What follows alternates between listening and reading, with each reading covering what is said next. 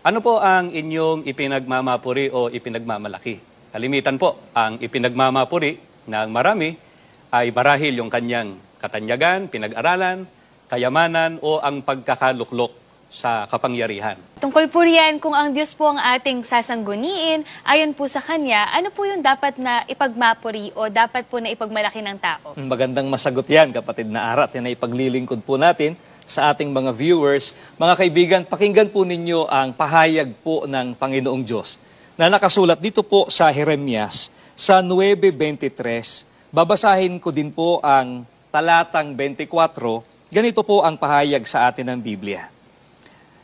Sinasabi ni Yahweh, huwag ipaghambog ng pantas ang kanyang karunungan o ng malakas ang lakas na taglay niya, ninang mariwasa ang kanyang kayamanan. Kung may ibig magmalaki, ang ipagmalaki niya'y ang pagkakilala at pagkaunawa sa akin. Sapagkat ako, si Yahweh, ang gumagawa ng kabutihan, katarungan at katwiran sa sanlibutan. Mang sabi sa atin, kung may ibig magmalaki, ang ipagmalaki niya ay ang pagkakilala at pagkaunawa sa akin. Ito'y pahayag ng ating Panginoong Diyos. Yan ang dapat na ikinararangal natin at pinagmamalaki. Yung ating pagkaunawa sa ating Panginoong Diyos, ang pagkakilala po natin sa Kanya.